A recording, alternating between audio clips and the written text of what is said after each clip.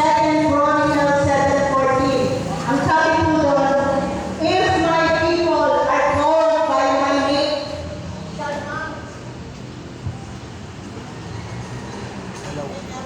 hello, okay. If my people, which are called by my name, shall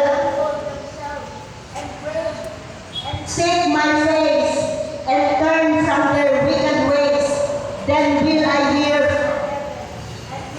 give their sin and will heal their lands.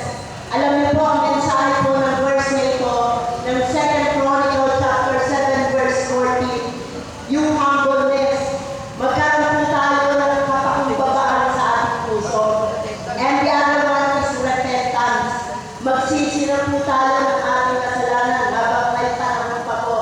Dahil marami na po ako naririnig ng mga prophets, pastors, meron pong second coming. Ang sabi mo nga dati ay malapit na daw dumating ang Panginoon. Pero ngayon po, ang dinideclare na nila ay last 2 minutes para sa basketball. Kaya habang may panahon pa, let's repent our sins. Sige po, manalangin po tayo. Ama namin Diyos, sa tunay na po namin pupurihin, sasambahin at pararanalan. You are the Lord of Lords and the King of Kings. We praise you and we honor you this morning, Father God. Salamat po sa panibagong umaga na ito, aming Amang Diyos. Dala-dala po nito ay pag-asa. Dala po nito ay kalakasan. At higit sa lahat, Panginoon, isang bagong hamon ng buhay. Kaya po pinangahawakan namin ang iyong pangako, Lord God, na hindi mo po kami iiwanan at hindi mo kami pababayaan. Ama, muli po aming itataas, O God, ang kabuuan ng staff ng Barangay 105 sa pamumuno po ng aming putiling Chairman Sister Lenny Reyes. Salamat po sa buhay niya na pinagagamit niya sa iyo, O Diyos. Bilang lingkod mo at lingkod ng barangay na ito, patuloy mo po siyang ingatan. Let your protection be with her. Pagpalain mo po siya at ang kanyang buong pamilya at anuman ang kanyang kawakan at tungtungan, Panginoon. Lord, bless her indeed, O God. At maging sa kanyang pitong kagawad, Father God, hindi ko na po iisa-isa ito.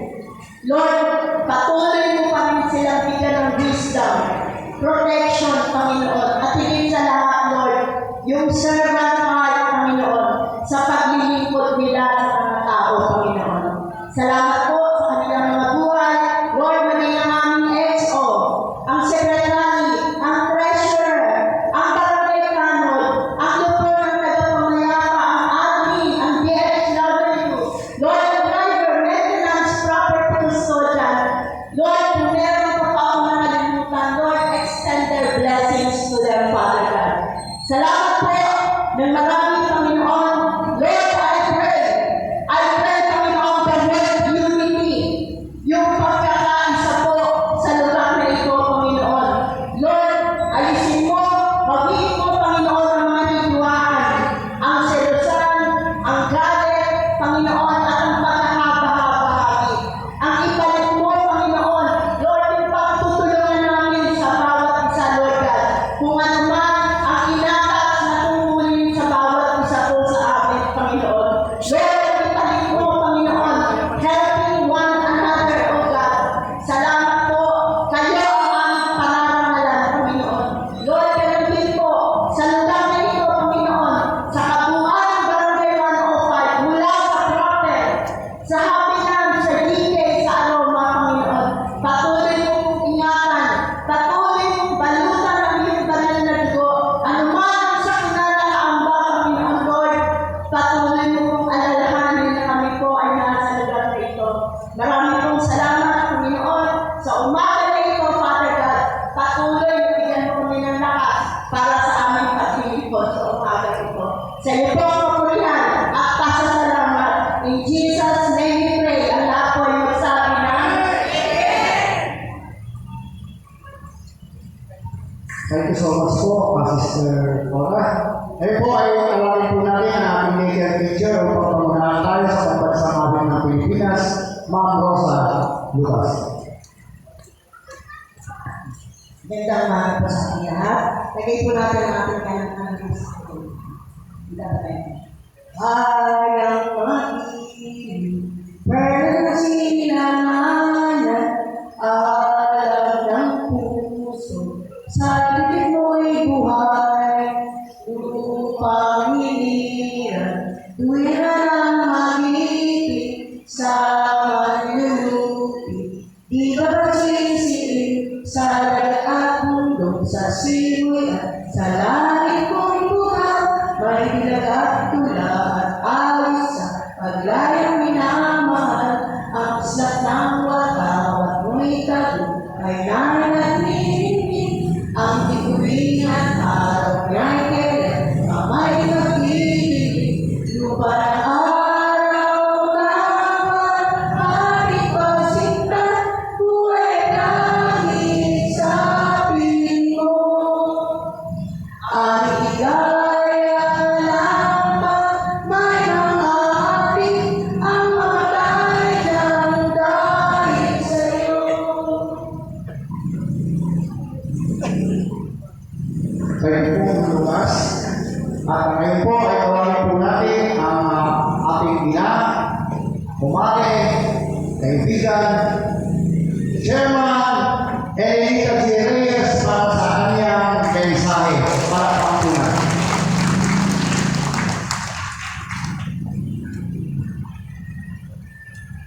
Magandang umaga po sa inyo lahat. Ako po ay nagpapasalamat sa loob ng isang buwan dahil po sa kabila ng mainit na panahon, sa kabila ng minsan marami kayo pinagdadaanan pero nandun yung guide ng panahon. Di ba po? Kasi po, hindi natin magaganap ito kung wala po siya.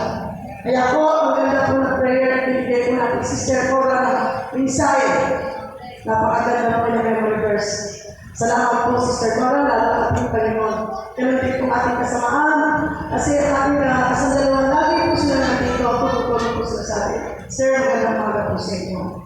Lalo na po ating mga kagawa, nandito sila. Araw at gabi, nagtitulong po kami sa ating lugar. Alam niyo po sa ating lugar, dito sa proper, alam ko na, po na, may konting problema. Saan po tayo, biglang dito, huwag naman po natin sinasabi na ganito kayo. Kung maaari naman po sana, kausapin natin sila malos. Kasi po, hindi pa po ang panahon. Alam niyo po yung mga bagay na hindi nila alam, hindi ko alam kung alam nila yung nangyayari sa kanila. Alam niyo po, ang isang tao, naliligaw, napakabigat po. Napakarami pong pumupunta sa barangay. Sir, mga anak ko po, iba na po sinasabi. Sir, mga anak ko po, ganito po. Wala naman po tayo libre. Liya, sana po ipag-pray natin, sana po ang ating lugar, magtutulungan po tayo sana, mamayang gabi, mag-start po tayo. Umikot po tayo, may mga council, alternate po, sana po maaari. Hindi lang po nag-duty sa kung itong araw na to, sana po magkaroon ng alternate, may alas 7 hanggang alas 12. O meron po alas 3 at alas 5 para po masulpo namin ang mga kabataan dito sa ating lugar. Kasi po, inatan sa atin ang Panginoon na napakahirap po bilang tayo ng magugulang. Hindi po natin sinasabi tayo magaling. Hindi po natin sinasabi ganito tayo. Tulungan po natin sila. Dahil po, pinili tayo maglingkod sa ating lugar. Napakahirap po, minsan iniisip ko sa sarili ko. Sabi ko, Lord, bigyan mo ako ng wisdom. Bigyan mo ako ng kaalaman kung paano dapat kong gawin sa sarili ko. Nagbigay po minsan sa akin ng Panginoon. Sa sarili ko siya nagsabi, pero binibigay siya sa akin, ganito gawin mo. Kaya po, salamat po sa Panginoon. Kasi po, nagbigay po siya ng paiwatik na maraming kabataan po dito sa lugar natin. Hindi po rinig sa inyo. Pero po kailangan namin na kami nanunungkulan bilang isang lingkod dito sa barangay. Pagtulungan po tayo ng mga sundalo at kapulisan. Handa naman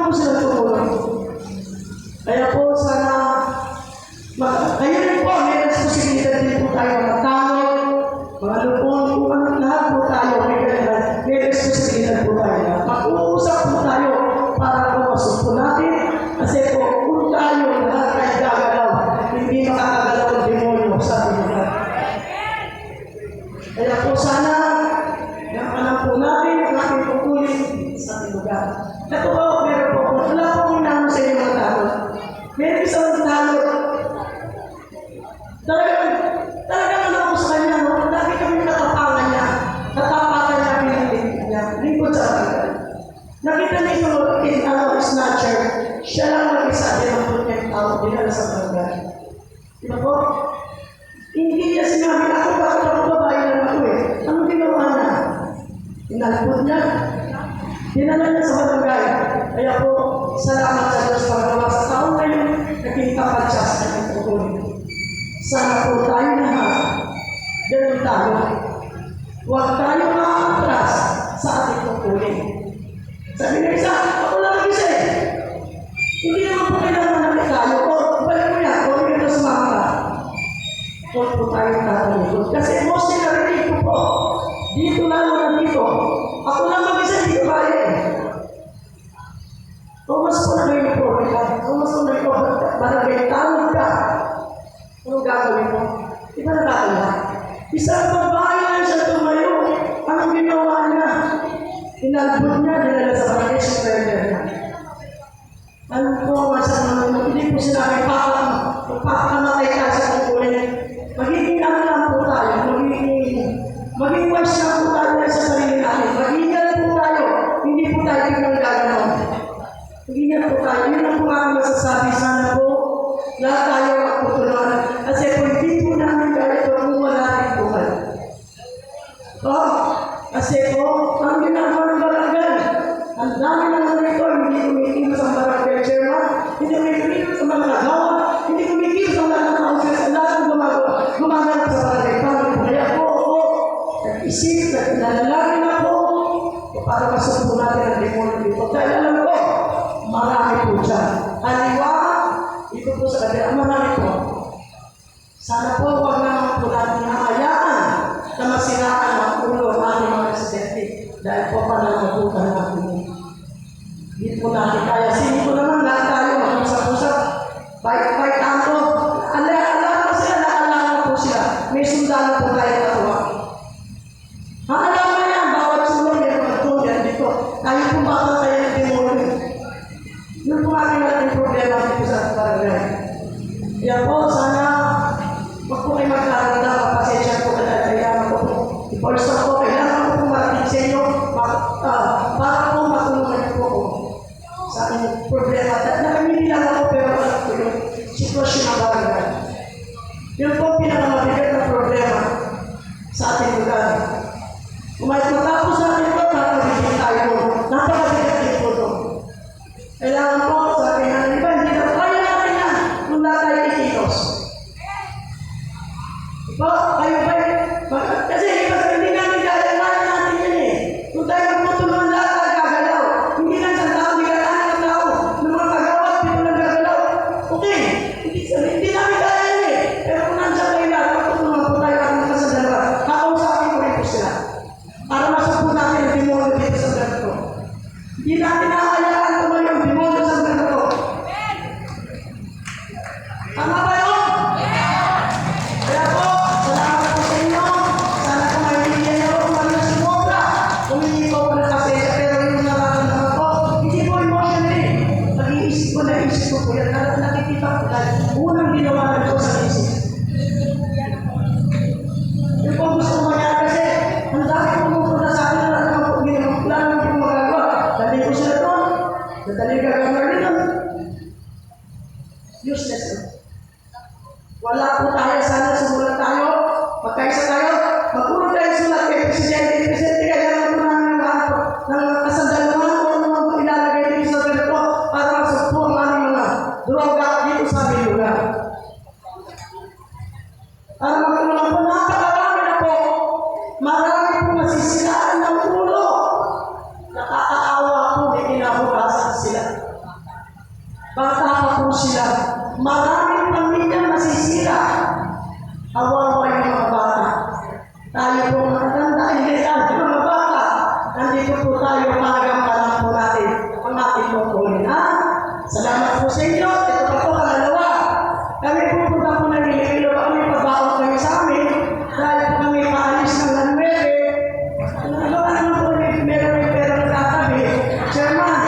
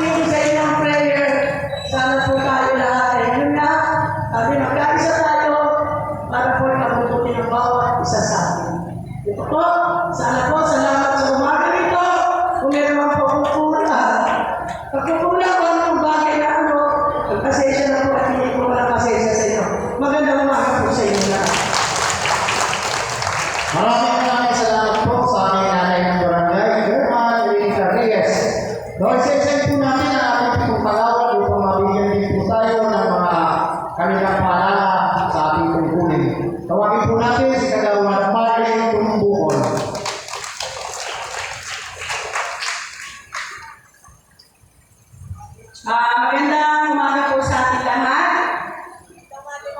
Ang ating narinig natin yung sinabi ng ating masipag na punong barangay na tutulungan lang po ang lahat ng sinasabi niya. Magtulungan para sa ikabubuti ng ating barangay.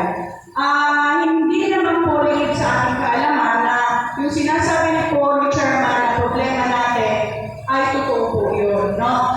Sabi nga nila, nakukusan natin yung kabilang barangay, kabilang area, pero dito po sa akin sa proper, mas marami po problema. No? Kaya ang pagtutulungan ay nararapat sa atin. Kaya sinasabi po ni Chairman, mamaya, tulong-tulong po tayo para maikot yung buong barangay. Maraming salamat po at magandang umaga. Thank you so much, Kagawad Marlene. Ang po natin ang magbibigay sa atin ng paalala. Ito daw po ay yung pamataan ko, ito daw po ano. Tawagin po natin, Kagawad J. Reyes.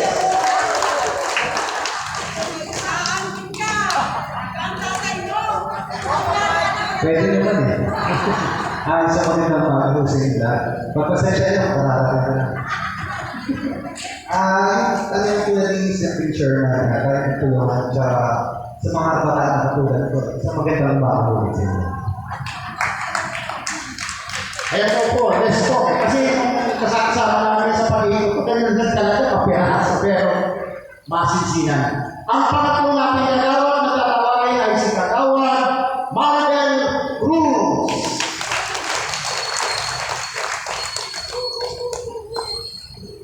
Good morning po sa ating lahat. Ganun ang aking pong sa lugar sa aking natin dito sa aking lugar. Talagang tama po yung sinabi ng Chairman. Kaya alam mo sa tayo. Yun po, kung halimbawa, yung mga anak tayo na, di ba, talagang nulong na, wala tayong magawa. Anak, kapo, gano'n. Pinakailangan tulungan na natin sila na mga ahon po sa problema na yun, di ba? Isa yun sa mga may tutulong natin sa bawat isa kung halimbawa, tayo ay nasa lahat sa problema na yun. Kasi napakamahal po pag-iba. Kaya kita ko sa kamahal, kaya isa lang tayo mahirap sa mga patulian dito, di po ba? Hindi po sa ating kailangan dito sa ating sa prophet, hindi lang po sa Aurora, hindi lang po sa Hakilan, hindi lang po sa Chiki, nandito na po sa lugar natin. Gusto niyo pong mabiktima yung mga anak-anak, yung mga kapapo natin, di ba hindi? Di ba kaya natin? So, hindi lang po na ating barangay, magkakaisa po tayo, mag-watch po tayo sa bawat, at pwede naman po na sa barangay kung sino yung mga tao niyan,